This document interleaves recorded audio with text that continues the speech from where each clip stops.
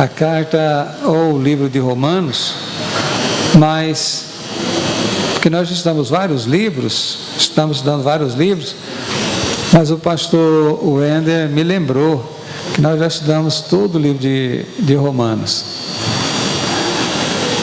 Mas estou corrigindo. Então eu preparei para nós estudarmos hoje o primeiro capítulo do livro da Epístola de Paulo aos Gálatas, a Galácia. Paulo escrevendo aos Gálatas. Quero convidar todos à leitura desse texto sagrado. É a nossa meditação, nosso ensino, vai ser baseado no primeiro capítulo. Gostaria que os irmãos, após a leitura, mas assentassem e deixassem a Bíblia aberta nesse capítulo. Epístola do apóstolo Paulo aos Gálatas. Prefácio e saudação. Paulo, apóstolo, não da parte dos homens, nem por homem algum, mas por Jesus Cristo e por Deus Pai, que o ressuscitou dos mortos. E todos os irmãos que estão comigo, as igrejas da Galácia. Graça e paz, da parte de Deus Pai e de nosso Senhor Jesus Cristo, o qual se deu a si mesmo por nossos pecados para nos livrar do presente século mau, segundo a vontade de Deus, nosso Pai, a qual glória para todo sempre. Amém. Maravilho-me de que tão depressa passasses daquele que vos chamou a graça de Cristo para outro evangelho, o qual não é outro, mas há alguns que vos inquietam e querem tornar o evangelho de Cristo. Mas ainda que nós mesmos, ou um anjo do céu vos anuncie outro evangelho além do que já vos tem anunciado, seja anátema. Assim como já vos dissemos, agora de novo também vos digo: se alguém vos anunciar outro evangelho, além do que já recebestes, seja anátema. Por que persuado eu agora os homens ou a Deus? Ou procuro agradar a homens? Se tivesse ainda agradando aos homens, não seria servo de Cristo. Mas faço-vos saber, irmãos, que o evangelho que por mim foi anunciado não é segundo os homens, porque não o recebi, nem aprendi de homem algum, mas pela revelação de Jesus Cristo. Porque já ouviste qual foi antigamente a minha conduta no judaísmo, como sobremaneira persegui a igreja de Deus e a assolava. E na minha nação excedia em judaísmo a muitos da minha idade, sendo extremamente zeloso das tradições de meus pais. Mas quando aprove Deus, que desde o ventre da minha mãe me separou, me chamou pela sua graça, revelar seu Filho em mim, para que o pregasse entre os gentios, não consultei carne nem sangue, nem tornei a Jerusalém a ter com os que antes de mim eram apóstolos, mas parti para a Arábia e voltei outra vez a Damasco. Depois, passado 3 anos, fui a Jerusalém para ver a Pedro e fiquei com ele 15 dias. E não vi a nenhum outro dos apóstolos, senão a Tiago, irmão do Senhor. Ora, acerca do que vos escrevo, eis que diante de Deus testifico que não minto. Depois fui para as partes da Síria e da Cilícia, e não era conhecido de vista das igrejas da Judéia que estavam em Cristo, mas somente tinham ouvido dizer: aquele que já nos perseguiu anuncia agora a fé que antes destruía, e glorificavam a Deus a respeito de mim. Deus abençoe. Podeis assentar, meus amados irmãos, mas deixa a Bíblia aberta para a gente ter a oportunidade de fazer aqui nas nossas observações e citando também os versículos em que nós já lemos. Meus irmãos, quando estamos estudando ou iniciando o estudo desta epístola de São Paulo, dos irmãos aos irmãos Gálatas, a priori pensamos que desse texto trata de uma igreja local.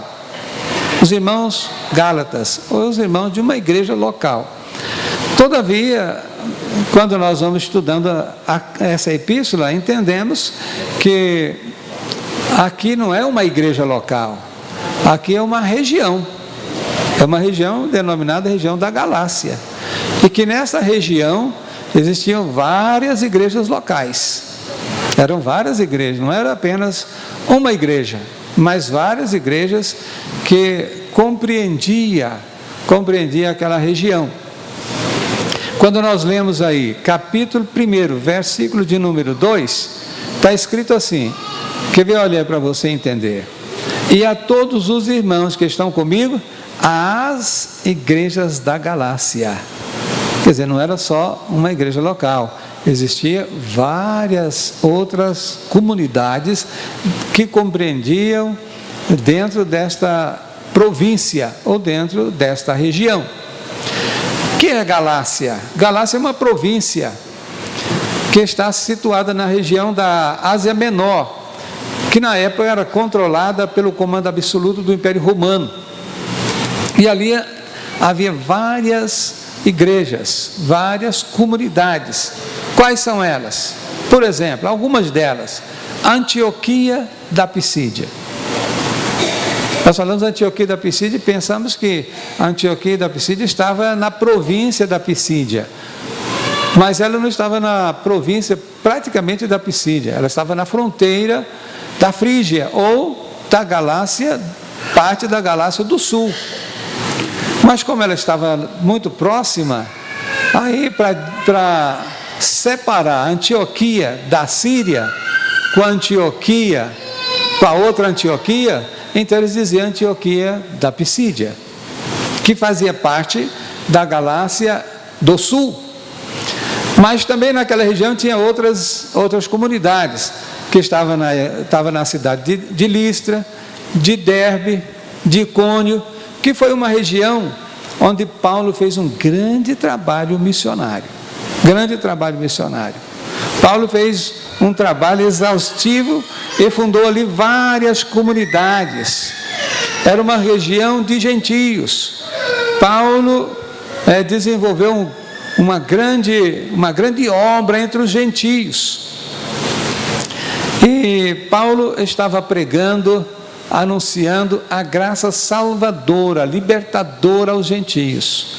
Porque, de fato, os gentios porque demoraram a conhecer o Evangelho, os judeus bloquearam, os judeus fizeram da lei de Deus, fizeram do conhecimento de Deus apenas para satisfazer e para dar atenção ao próprio judaísmo.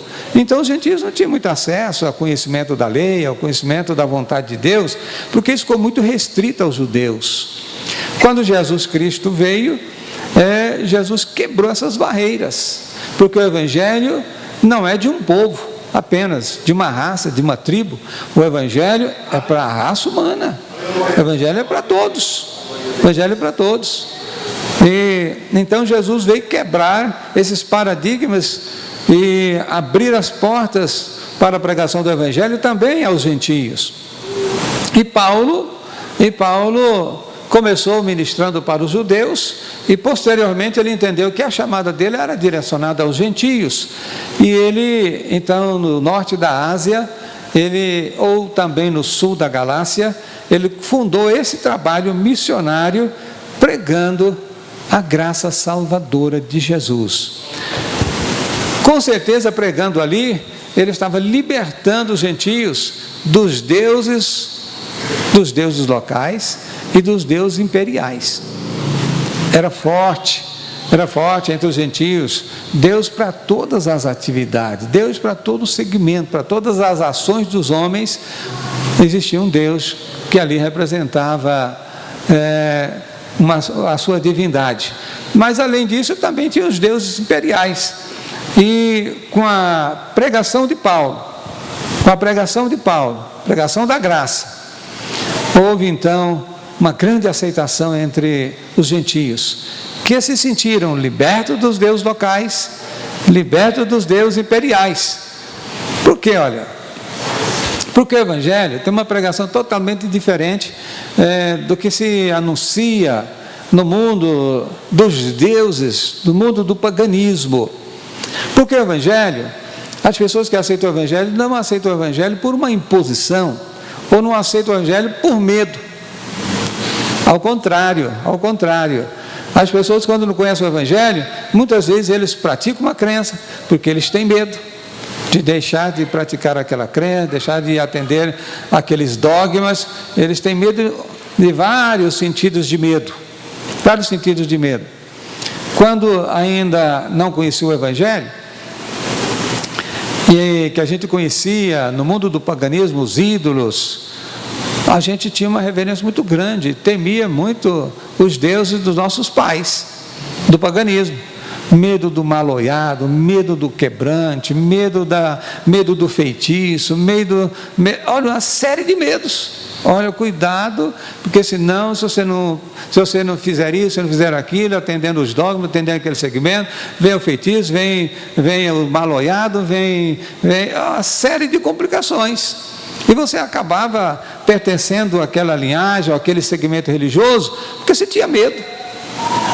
Ele tinha medo de várias coisas, medo do lobisomem, medo da mula sem cabeça, medo da assombração, uma série de coisas. Os pais contavam aquilo para a gente, era prática. Quando eu era pequeno, que ia deitar, tinha que fazer uma série de coisas para dormir, para não ter pesadelo. Se não dormisse, se não fizesse toda aquela liturgia para dormir, meu Deus, era uma noite atribulada, com muito pesadelo, com muita confusão. Podia ter deitado, se lembrasse dos pesadelos, não, tinha que fazer aquilo, como se tivesse que cumprir uma rotina, por causa do medo que aquilo acontecia. Pelo contrário, quando eu aceitei a Jesus como Salvador, esse medo desapareceu. Então, é certo que no mundo do paganismo, no mundo dos deuses deste mundo, as pessoas se sentem escravizadas, as pessoas se sentem dominadas, imposto sobre eles uma religião, imposto sobre eles uma escravidão. Mas Paulo chega ali pregando a libertação, a graça libertadora. E as pessoas passaram a aceitar a Jesus, porque ficaram livres dos seus deuses, ficaram livres dos deuses imperiais, ficaram livres do medo, ficaram livres da imposição, e passaram a servir a Deus. Coisa boa é quando a gente aceita Jesus como Salvador. Eu estou fazendo uma introdução. Por exemplo, Paulo pregava liberdade, mas era uma liberdade sem libertinagem. É uma liberdade sem libertinagem, porque hoje o conceito de liberdade na sociedade não é fundamentado na Escritura, é fundamentado na ideologia humanista. Porque a liberdade em Cristo é a liberdade que não é imposta, e não é oriunda do medo. Mas a liberdade que o mundo prega é uma liberdade sem fronteiras, sem freio, sem limite, sem regra. É uma liberdade que a pessoa não tem porteira, não tem tranca, não tem chave, não tem nada. É o homem solto, é o homem irresponsável, é o ser humano de forma incoerente. Mas a liberdade que Paulo prega é uma liberdade sem libertinagem. A liberdade que Cristo nos dá não significa que Jesus aboliu as regras, que Jesus aboliu os limites. Olha, que as observações não devem ser cumpridas com zelo pelo cristão. Não, precisa ser cumprida. A liberdade, mas tem regras. A liberdade, mas tem normas. A liberdade, mas tem lei. A liberdade, mas tem limite. A liberdade, mas tem zelo para ser cumprido pelo cristão. Muitas vezes eu questiono, por exemplo, quando fala de democracia. Democracia, qualquer coisa fala assim, não, mas isso não é democrático, nós estamos vivendo uma democracia. Todo argumento é que a gente está vivendo uma democracia, que a gente não pode ser intolerante a nada, tem que aceitar tudo, porque nós vivemos na democracia. Não, a democracia não é um regime sem lei, não é um regime sem norma, não é um regime sem limite, porque onde não tem norma, onde não tem regra, onde não tem limite, não é democracia, é anarquia. É anarquia. Onde não tem limite, onde não tem lei, onde não tem regra, o homem não tem como revelar o seu caráter. É um homem que vive na anarquia. Não, Deus não quer que o homem viva na anarquia, quer que o homem goze da liberdade e que ele saiba os parâmetros da sua ação, da sua liberdade. Olha, a liberdade que Paulo pregava nas igrejas é que Jesus nunca obrigou o homem a segui-lo por imposição, pelo medo. Ao contrário, o homem servir a Jesus, precisa servir a Jesus pela graça. O que é a graça? É que o homem reconhece que ele não merece a salvação, que agora Jesus Cristo o agracia. Essa é a diferença. Ninguém está aqui servindo a Jesus por imposição, ele não impôs isso a ninguém. Diz assim: olha, se alguém quiser carregar a sua cruz, se alguém quiser tomar a sua cruz e me seguir, tome e me segue. Porque é aquele que não deixa pai, que não deixa mãe, que não deixa fazenda, que não deixa isso, que não deixa aquilo, não deixa aquilo outro, por mim, não é digno de mim, resolve. Mas todos aqueles que me seguir, tem que saber que tem que levar uma cruz, tem que renunciar, tem que pegar vida nova. Todos que quiserem, têm um caminho para seguir. Podia dizer assim: não, se você quiser me seguir, pode vir do jeito que você quiser, pode andar do jeito que você quiser, pode tocar o barco do jeito que você entender. Mas não é, falou assim: quem quiser me seguir, tem cruz, tem renúncia, tem vida, tem aflições, tem caminho estreito, tem porta apertada. Mas eu quero te seguir, mas as raposas têm covis, as aves do céu têm ninho, o filho do homem tem onde reclinar a cabeça, mas eu quero te seguir, eu quero te servir, mas tem um preço para pagar, mas eu quero te servir. Então vinde a mim todos que estáis cansados, sobrecarregados, e eu vos aliviarei. Porque tem pessoas que acham que seguir a Jesus não tem preço nenhum, que aceitar Jesus não tem que cumprir norma, que não tem que obedecer mais nada, que ele está livre de obediência. Não, Senhor, não é por aí. Só que Deus não impõe, só que Deus não ameaça ninguém, dizendo: se você não me seguir, te enfio no inferno. Se você não me seguir, te manda um câncer na sua vida. Se você não me seguir, te quebra a perna na primeira esquina. Não, Deus não ameaça ninguém. Porque Deus quer que a gente entenda que a salvação é pela graça, e que a graça é um favor imerecido de Deus, é um favor que a gente não merece, mas que Ele nos convence à prática desse amor, pela morte expiatória que Ele por nós morreu na cruz do Calvário. Olha, a epístola de Paulo aos irmãos desta província romana foi motivada pela razão de aparecer naquela região mestres judaizantes, vindos certamente de Roma, pois por motivos controversos da religião em Roma, o imperador Cláudio expulsou todos os judeus da capital do império, e eles voltaram para outras regiões, e chegou também na Galácia, que fazia parte do Império Romano. Tomando conta de que o apóstolo Paulo havia trabalhado ali, e ali havia fundado um grande trabalho missionário, e ganhado muitas almas para Jesus, estabelecido vários segmentos, várias comunidades. Mas esses mestres vindo, fugido de Roma, porque os judeus em Roma, depois de Júlio César, o imperador, que o império passou a ser governado pelo imperador Cláudio, os judeus começaram a criar muitos tumultos na capital, por causa da religião judaica, por causa dos segmentos, por causa das tradições. E aí, aquelas comunidades judaicas, aquelas colônias judaicas em Roma, criando esses tumultos, essas controvérsias pela religião, Cláudio, que queria um governo de paz, a Pax Romana, ou a paz do Império, paz romana, o que ele fez? Expulsou todos os judeus de Roma. Olha, eu não quero esse povo, não. Esse povo é cheio de confusão, tira esse povo de Roma. E tirou eles, expulsou eles tudo de Roma. Que absurdo, né? Que absurdo o povo querer expulsar os cristãos, porque os cristãos estão guerreando entre eles assim por causa de religião. Expulsou eles de Roma. E vários daqueles mestres judaizantes foram para a Galácia. E chega lá, encontra as igrejas, uma bênção. E eles começaram, chegando lá dizendo assim: olha, quem é que fundou esse trabalho aqui? Não, foi o apóstolo Paulo. Apóstolo? Ele não é apóstolo. Não, apóstolo Paulo, uma bênção, apóstolo. Não, ele não é apóstolo. Apóstolo é Pedro, apóstolo é Tiago, apóstolo Tiago do menor, não Tiago, irmão do Senhor.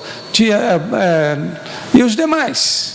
E os demais? João, filho de Zebedeu, e tantos outros. Eles são apóstolos, porque eles andaram e viram o Senhor. Eles viram e andaram com Cristo. Mas Paulo, quem que é Paulo? Paulo não é apóstolo. Paulo não é apóstolo. Ele não tem as credenciais de apóstolo. Então Paulo está pregando aqui parte do Evangelho. O que Paulo está fazendo aqui é meio certo. É meio certo. Está pregando parte do Evangelho, mas não está pregando o Evangelho completo. Nós viemos aqui para validar o que Paulo já fez e completar o Evangelho que ele não fez. Nós viemos aqui para completar o Evangelho, para completar o ensinamento, porque do jeito que Paulo só ensinou para vocês, você está longe da salvação. Não, Paulo diz que a gente está liberto em Cristo, que nós somos uma nova criatura, que Jesus morreu para nós na cruz do Calvário. Certo, ele morreu mesmo, mas só que vocês têm muita coisa que vocês terão que cumprir ainda. Mas o que nós temos que cumprir? Vocês têm que guardar o sábado. Vocês têm que guardar o sábado. Vocês ainda têm que guardar as datas sagradas. Vocês têm que guardar as datas sagradas. Vocês ainda precisam de cumprir com todas essas normas. Ora, guardar os dias sagrados, guardar a observância do sábado, porque se vocês não cumprir com o sábado, não cumprir com os dias sagrados, vocês não serão salvos. Aí os irmãos da Galácia, e aí eles começaram a infiltrar na igreja, prega numa, prega na outra, ensina numa, e os crentes ficaram todos confusos. E os crentes começaram a aceitar aquelas mensagens, começou a aceitar aquela nova orientação dos mestres, que ele disse assim: e ainda mais, é necessário que os homens circuncidem-se. Precisa dos homens serem circuncidados. Se os homens não circuncidar, se vocês não guardarem o sábado, se vocês não guardarem os dias sagrados, a salvação não será uma realidade nas vossas vidas. Irmãos, e a partir dessa introdução nós estaremos entrando no capítulo 1 do livro de Gálatas, ou da epístola de Gálatas.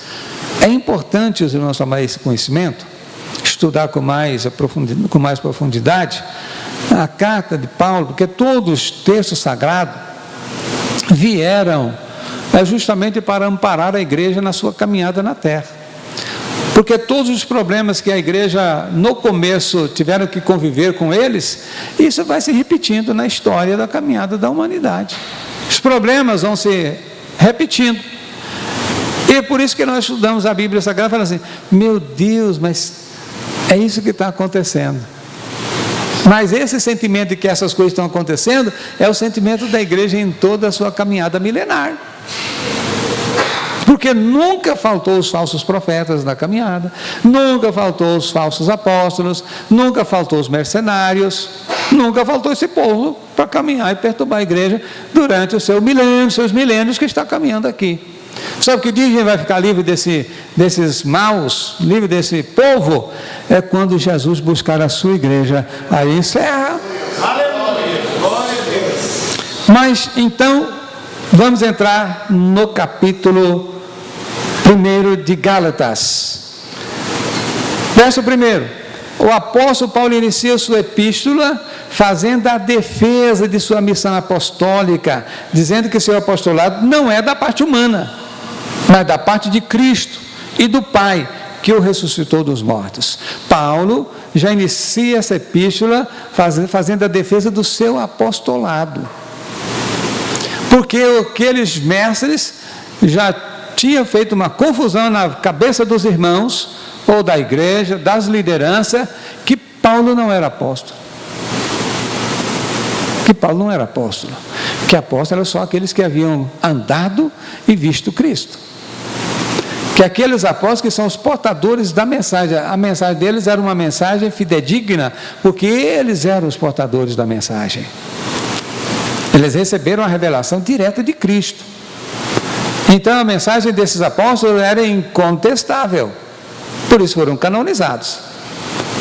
Agora, eles diziam, Paulo não é apóstolo, mas eles querem dizendo, Paulo apóstolo.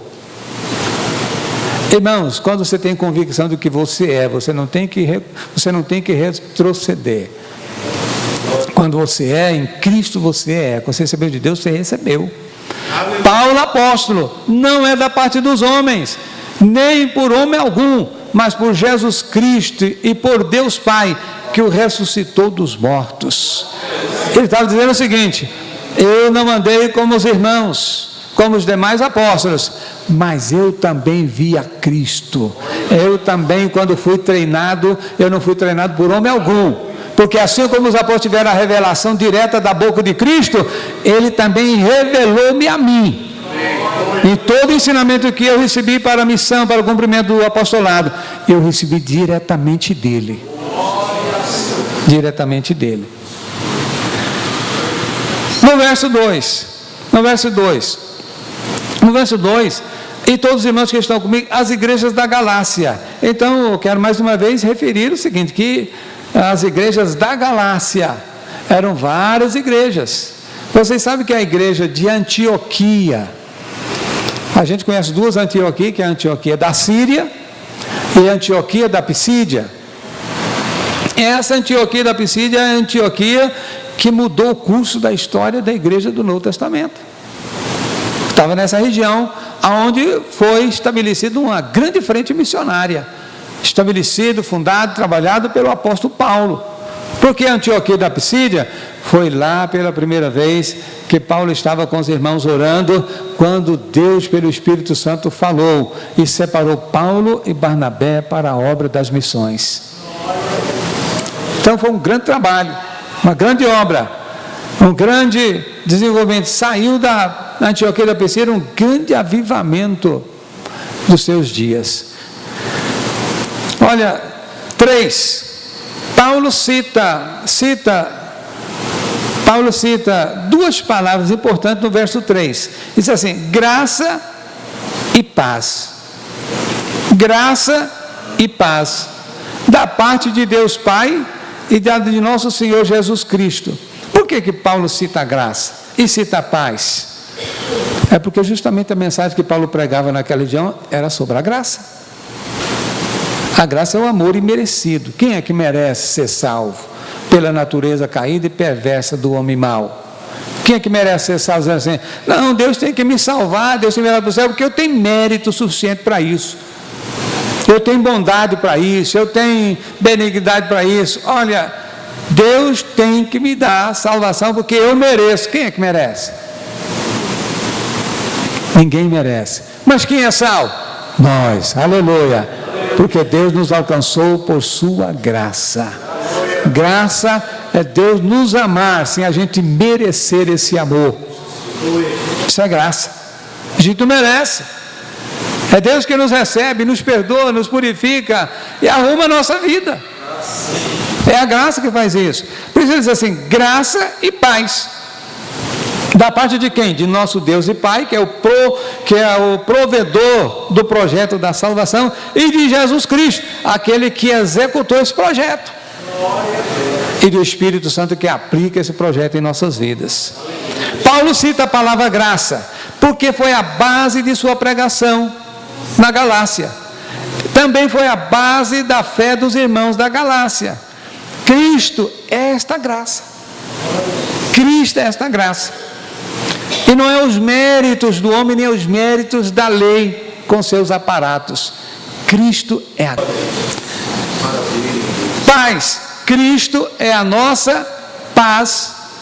Recebemos a graça, temos paz em nossa consciência, temos liberdade de expressar o nosso amor por Cristo, sem imposição e sem medo. Ninguém está coagido aqui. Que benção, né? Ninguém está debaixo da coação para estar aqui. A nossa reunião não é coercitiva, que alguém foi lá e nos coagiu estar aqui. Estamos aqui porque amamos a Cristo, porque amamos a Jesus. Estamos aqui porque queremos dar louvores ao seu nome por sua graça que nos libertou da prisão e da pressão do pecado. Jesus se entregou por nós. No verso 4 está escrito: o qual se deu por si mesmo por nossos pecados, para nos livrar do presente século mau. Esse presente século mau era lá no primeiro século da era cristã. Paulo ia dizer desse século mau. Será que esse século, o segundo século, deixou de ser mau? Não deixou. E o terceiro século? Também não deixou. E o 10º século? E o século 20 deixou de ser mau? E o século 21 deixou de ser mau? Então continua. Os séculos são maus. Os séculos são maus. Mas Jesus Cristo deu a si mesmo para nos livrar deste século 21 mau. Jesus nos libertou. Jesus nos libertou desse sistema perverso, desse sistema mau, de uma sociedade vazia de Deus e sem Deus, libertando as nossas vidas dos pecados. Porque, irmãos, não adianta falar em Deus. Há tantas pessoas que falam em Deus, mas falam em Deus, mas o coração, mas dentro dele está um grande vazio. Um grande vazio. E você sabe que tem muitos cristãos falando em Deus, mas também está com um grande vazio dentro do seu interior. Recentemente eu ouvi alguém dizendo assim: não, eu canto, o povo se alegra, só que dentro de mim tem um vácuo, só que dentro de mim tem um vazio. E eu fico pensando, e tem muita gente pregando, tem muita gente também fazendo qualquer outra coisa com a bandeira do Evangelho, mas dentro está um buraco. Dentro está um vazio. Mas o perdão dos nossos pecados e a graça salvadora de nos livrar de andarmos neste mundo vazio, mas sermos, conforme a Bíblia tem nos ensinado, sermos cheios do Espírito Santo, cheios da alegria, cheios da convicção, cheios da graça de Deus, cheios do temor de Deus, cheios de Deus, manifestando Deus em nossa vida, em nossas atitudes. E onde está cheio de Deus? Não é só falar em Deus, mas viver Deus, ter Deus, viver Deus, respirar Deus. Não é mostrar para o mundo que a gente tem Deus, é mostrar para a gente mesmo. Porque o grande desafio não é mostrar, convencer as pessoas, olhar para mim e falar assim: ei, pastor, você é um homem de Deus. É eu olhar para mim e dizer assim: sou servo de Deus. Eu sou servo de Deus. Eu tenho que convencer a mim mesmo que eu sou servo de Deus, antes que alguém me diga qualquer coisa. Porque as pessoas podem enganar comigo, com a minha aparência, podem enganar com a minha prática de fazer alguma coisa para enganar e receber aqui uma palavra que não é verdade. No verso 5, ao qual glória para todo sempre, amém. A Jesus seja dada toda a glória pelos séculos dos séculos, amém. Mas vamos lá, Paulo continua a partir do verso 6. Paulo continua e desafia os crentes da Galácia. Ele continua escrevendo a epístola e agora ele desafia os crentes da Galácia. Ele começa dizendo assim: estou chocado. Nessa versão minha diz assim: maravilho-me. Maravilho aqui não é que ele está feliz. Quer dizer, eu estou chocado, não posso crer no que estou ouvindo de vocês. Como pode vocês serem tão inconstantes? Outra versão diz assim: como pode vocês serem tão levianos? Como resolveram abraçar outro evangelho? Como vocês resolveram abraçar outra mensagem? Vocês estão me traindo. Vocês não estão me traindo, pois eu levei a todos vocês a graça libertadora de Cristo. Agora vocês já creram no outro evangelho? Vocês já estão noutra rota? Será que tudo que eu fiz aqui no meio de vocês não valeu a pena? Será que toda a mensagem que eu preguei para vocês não foi o suficiente? Vocês estão conscientes que esses mestres não estão pregando o complemento de evangelho. Não, eles não estão pregando aqui, eles não estão complementando o evangelho. Porque eles chegavam a dizer assim: não, Paulo tem razão. Porque Cristo salva o homem mesmo, mas só salva se tiver com a guarda do sábado, só salva se circuncidar, só salva se cumprir com as datas sagradas. Aí Paulo começa a questionar dizendo: vem cá, esse não é um complemento do evangelho, esse é outro evangelho. Esse evangelho que eles estão pregando aqui é um evangelho mentiroso, porque está anulando a graça libertadora. Esse evangelho que estão pregando aqui, esses mestres, é uma farsa, porque o evangelho genuíno eu anunciei para vocês, eu preguei a vocês um evangelho poderoso, evangelho da graça. Mas esses mestres estão pregando um evangelho mentiroso, dizendo que estão aqui para auxiliar e complementar o evangelho que eu estou ministrando. Meus irmãos, como é perigoso, eu fiz uma observação, meus irmãos, como é perigoso neste século, com tantas pessoas falando aos nossos ouvidos, pastores de Cristo falando, mercenários falando, falsos mestres falando, falsos apóstolos falando das doutrinas de demônios, das doutrinas de homens, das doutrinas de Deus. Você está preparado para separar o joio do trigo? Não, pastor, não, povo de Deus, não tem problema não, nem isso, nem aquilo, nem isso não, pode ficar à vontade. Você acha que fulano vai para o inferno? Você acha que o fulano vai para o inferno? Você acha que, como é que estão as outras comunidades? Como é que, vocês acham que eles vão para o inferno? Você acha que Deus é tão mau desse jeito? Pode. Não fala: meus irmãos, o caminho é por aqui. Eu digo assim: não, pode ir por aqui mesmo, que bobagem. Irmãos, diante de tanta gente falando, diante de tantos ensinamentos que estão por aí na sociedade, você está preparado para separar o joio do trigo?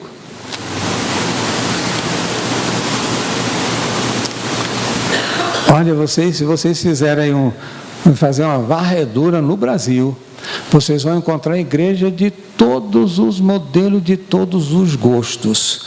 Até a igreja de Satã já está estabelecida e eles já frequentam. Alguém fala assim: meu Deus do céu. Não, mas tem outras igrejas de Satã que tem outros nomes. E que está na fundação da colonização do Brasil. Essas igrejas já estavam aqui no Brasil. Agora eles estão colocando o nome descaradamente. Mas chega lá, eles falam de Deus, mistura Deus com Satanás, mistura tudo, e faz uma salada, confunde o povo com a prática das boas obras, da caridade, misturado com fé, misturado essa coiseira toda. Meus irmãos, só tem um jeito da gente se livrar. Qual, pastor?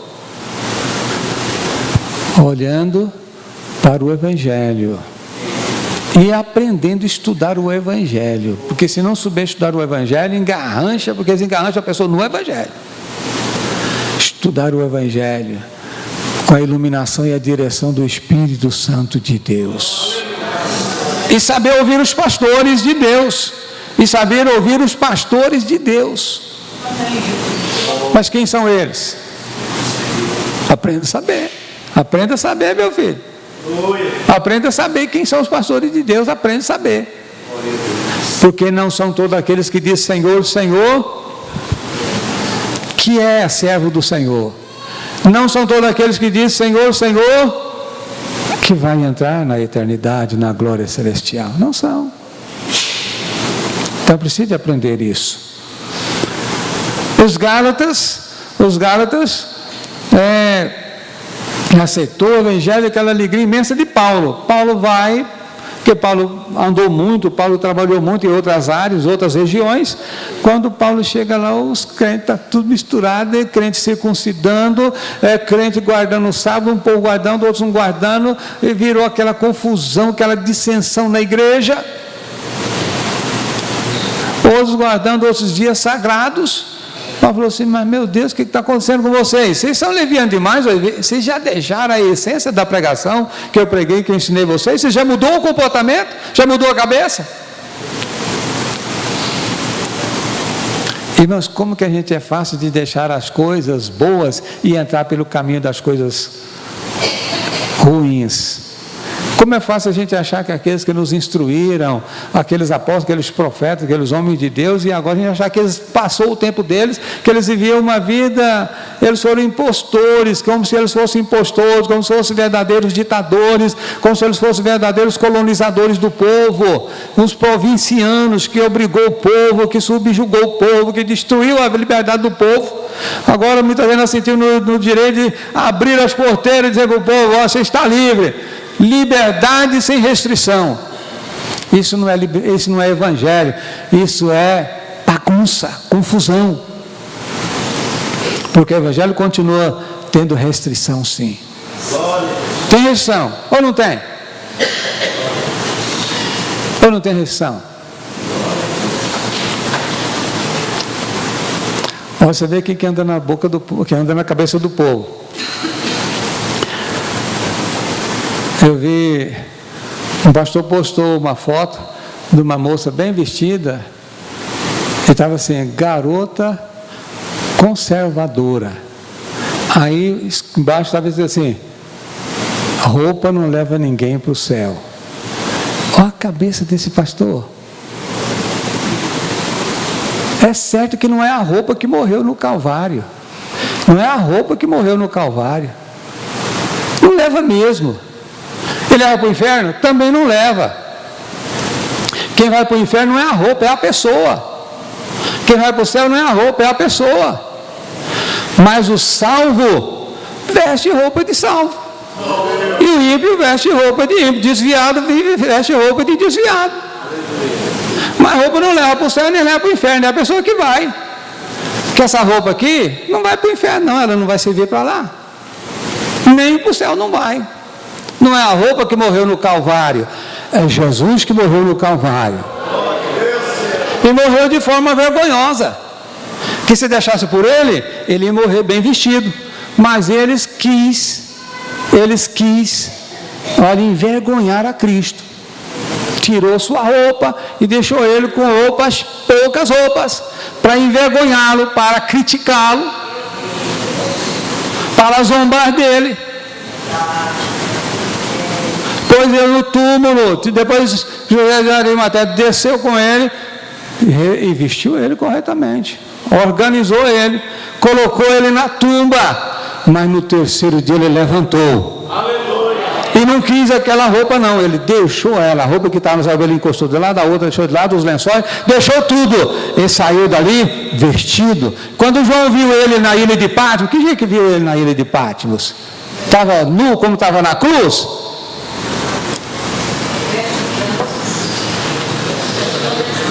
O povo precisa estudar a Bíblia com temor de Deus, porque o resultado que dá a Bíblia é o temor que está no seu coração. Porque se ele ia dizendo assim, não tem problema, você não vai estudar, você não vai entender a revelação do Espírito, que o Espírito só revela quando você tem temor. A Bíblia ela só faz efeito se você ler a Bíblia com temor de Deus. Se você ler com o coração bagunçado, com o coração desviado, não vai dar efeito. Mas quando você lê com reverência, com temor de Deus, à medida que você vai lendo, o Espírito Santo vai trabalhando o seu caráter espiritual. A Bíblia diz que quando Jesus estava na ilha de Patmos, que João viu, meu Deus, ele estava vestido com as vestes tão lindas, que ele custava contemplar as próprias vestes de Jesus, resplandecente. Não estava como na ignomínia da cruz. Os homens quis envergonhá-lo, mandou colocá-lo perante toda a população naquele vitupério. Mas o dia que Jesus assentar no trono, que todo mundo chegar lá vai ver que ele não é o Cristo da vergonha da cruz. A vergonha da cruz é nossa, é nós que somos a vergonha da cruz, porque somos nós que somos os pecadores miseráveis. Aquela vergonha é nossa.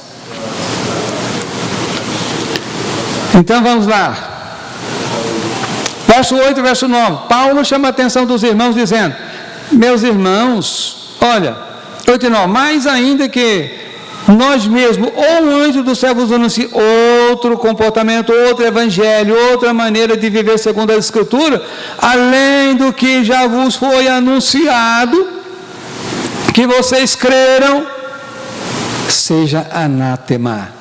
Assim como já vos dissemos, agora de novo também vos digo: se alguém vos anunciar outro evangelho além do que já recebestes, seja anátema, seja amaldiçoado. Paulo chama a atenção dos irmãos dizendo: isso é muito sério, irmãos, isso é muito sério. O evangelho que vos anuncio é verdadeiro e não há necessidade que tenha interferência de anjo trazendo uma nova revelação. Não há nenhuma necessidade, uma interferência celestial para enviar o outro anjo para mudar a mensagem, para mudar o contexto, o conteúdo do evangelho. Não, pelo contrário, se parecer outro pregador, até mesmo um anjo, e divergir deste fundamento apostólico, seja considerado amaldiçoado. Não creiam, não passa a viver essa vida que outros pregadores, esses falsos mestres, esses judaizantes, esses falsos pregadores e esses mercenários estão pregando. Leve a vida como vocês foram instruídos pelos homens de Deus. Não mude, porque o evangelho de hoje é o evangelho da manhã, é o evangelho daqui um século, é o evangelho daqui um milênio. É o mesmo evangelho. E se Jesus levar mais 10 milênios para voltar aqui, o evangelho vai continuar sendo o mesmo. Ainda que não vai, porque pelo desfecho bíblico estamos entendendo que a volta de Jesus está próxima. Verso 10: não prego o evangelho para ganhá-los por meio de bajulações. Olha o verso 10: por que persuado eu agora os homens ou a Deus? Ou procuro agradar os homens? Se estivesse ainda agradando os homens, não seria servo de Cristo. Não prego o evangelho para ganhá-los por meio de bajulações. Não estou buscando o louvor dos homens, buscando a popularidade, mas a aprovação que vem de Deus, porque quando o homem resolve agradar os homens, eles deixará com certeza de ser servos de Cristo. Isso é pesado, não estou inventando não, está aqui no texto. Você acha que eu vou persuadir os homens ou vou persuadir a Deus? Eu vou. Ou vocês acham que eu estou aqui para agradar os homens? Ainda se eu estivesse aqui para agradar os homens, não seria servo de Cristo. Receber o louvor dos homens é receber a popularidade, ser popular, aquela popularidade. Jesus foi muito íntimo com o povo, mas nunca gozou da popularidade. Ele nunca deixou de dizer a verdade para as pessoas. Verdadeiro. E por isso muitas vezes ele foi rejeitado. E por isso ele foi rejeitado em Nazaré. E por isso ele foi rejeitado no segundo momento em Cafarnaum. E por isso ele foi rejeitado em Jerusalém pelo Sinédrio, pelos judeus, pelos fariseus e pelas lideranças. E foi rejeitado pelo mundo. E estava com ele uma minoria. Poderia estar o mundo do seu tempo curvado aos seus pés e ter recebido o Messias. Mas ao contrário, invejaram dele as lideranças. E acharam que ele deveria ser crucificado. Pilatos disse assim, mas ele não deve nada, eu não acho crime nele, mas mata o homem. A mulher de Pilatos disse assim, não se envolva na morte desse homem, na causa desse homem, desse justo. Eu tive um sonho atribulado essa noite, não se envolva. Mas o povo dizia, mata o homem, crucifica o homem. Que situação, que questão. Se Jesus fosse popular, se Jesus tivesse a popularidade, se você acha que se o povo saísse para a rua, pegasse uma bandeira dizendo assim, não mate o Cristo, não mate o Cristo. Pilatos, se você matar o Cristo, você der essa sentença de morte para o Cristo, nós pede o imperador para te tirar você daqui. E o povo fosse para a rua e fizesse o barulho da rua. Jesus é o nosso ídolo, Jesus é o nosso ícone. Pilatos ia pensar muitas vezes, mas o povo estava de lá, a turba da rua, estava dizendo, era assim, crucifica-o, crucifica-o, crucifica-o. E Pilatos caiu na tentação de assinar a sentença de morte, de crucificação, mas diz que a última palavra e a tinta verdadeira está na mão daquele que escreve a última sentença.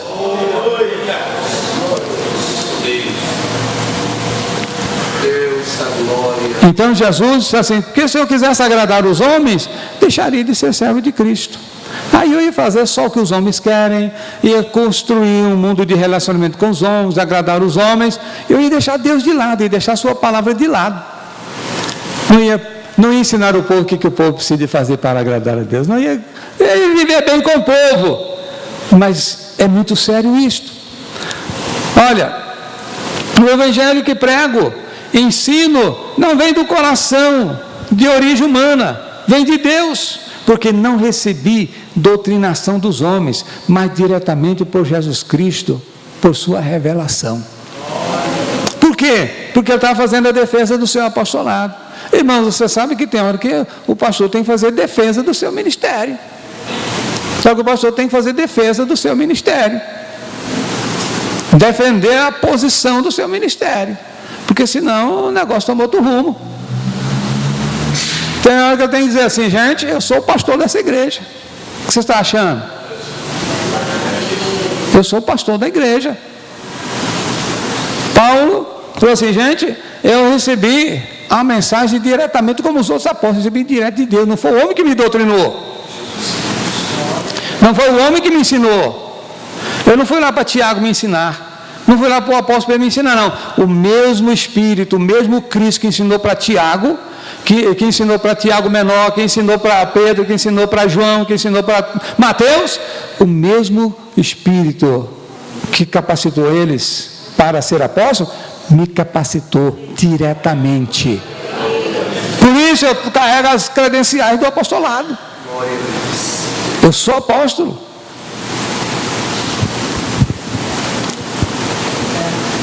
Observação. Fiz mais uma observação. O apóstolo Paulo mostra a sua liberdade em ensinar e pregar o evangelho como os demais apóstolos.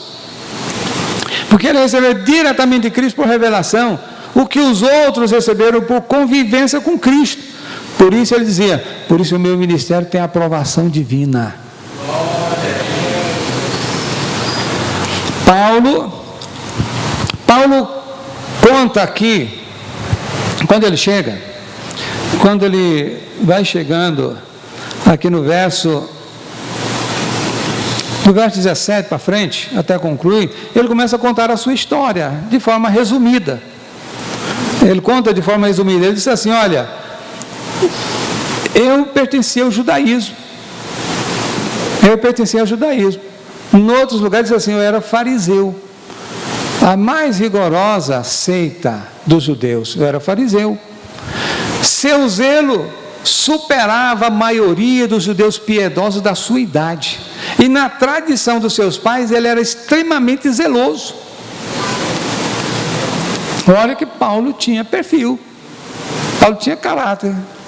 Era aquilo que ele entendia, era aquilo que ele cria, e ele dava vida por aquilo, com muito zelo.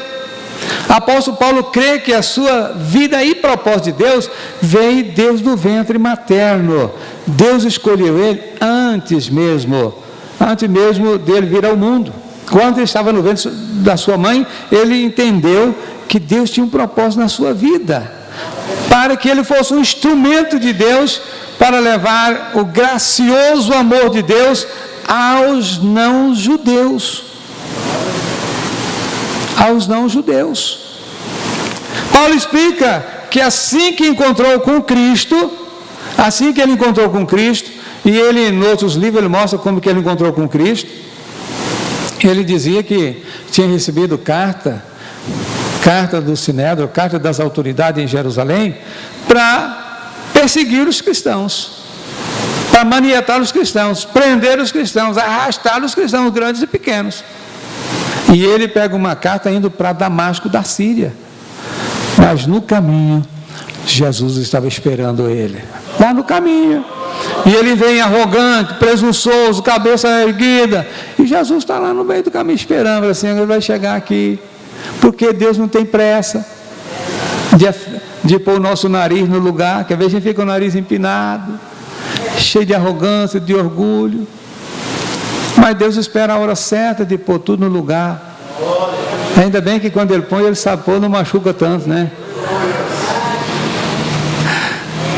Mas quando ele chegou onde Jesus estava, a glória de Deus manifestou naquele lugar, como uma luz poderosa. Não era o Cristo do vitupério da cruz, mas era o Cristo ressurreto. E a Bíblia diz que Paulo caiu do cavalo. Tem muita gente precisando cair do cavalo, né? Muita gente precisando cair do cavalo e acordar. Tem gente que está dormindo, o sono da negligência. Paulo caiu do cavalo e ele ouviu uma voz: Saulo, Saulo, estou aqui. Por que você está me perseguindo? Duro é para você perseguir a Jesus, perseguir a Cristo. Quem és tu, Senhor? Só Jesus a quem você está perseguindo. Mas estou perseguindo os cristãos. Não, é a mim. Quem persegue os cristãos está perseguindo a mim, porque os cristãos sou eu e os cristãos somos um. Quem persegue o meu povo está perseguindo a mim. E conversou com ele ali, e ele levantou dali cego. A Bíblia diz que ele ouviu, conversou com Jesus ali no caminho. Aí ele mais tarde disse assim: gente, eu não andei com Cristo, mas porventura eu não vi o Cristo? Tem coisas que eu não vou ficar contando e revelando, porque o povo não vai acreditar, vai escandalizar do que eu já vi, das revelações pessoais de Cristo comigo. Se eu contar, vocês não vão acreditar, então deixa só comigo. Por onde já andei no mundo espiritual, até onde já fui, não vou contar, porque eu já ouvi tantas coisas que se eu falar para vocês, vocês não vão entender. Um dia vocês vão entender também, mas agora não vai calhar bem nos vossos ouvidos. Mas eu também vi a Cristo, e Ele também me revelou a sua palavra, e pôs a sua palavra em mim, como pôs nos apóstolos. Aleluia, oh aleluia. Então, Paulo, contando a sua história, ele vai explicando que encontrou a Cristo, e assim que ele encontrou a Cristo, ele não consultou a carne nem o sangue, mas ele foi para a Arábia, e ficou lá 3 anos e volta para Damasco. Depois ele vai para a Síria. 3 anos depois que ele tinha encontrado com Jesus, ele subiu para Jerusalém. Falou assim: aí eu fui para Jerusalém, eu fui lá conhecer a Pedro, e fiquei com Pedro 15 dias, mas que momento especial foi ficar com Pedro. Fiquei lá com Pedro 15 dias, eu não vi outros apóstolos, a não ser que eu vi lá também a Tiago, irmão do Senhor. Encontrei também com Tiago.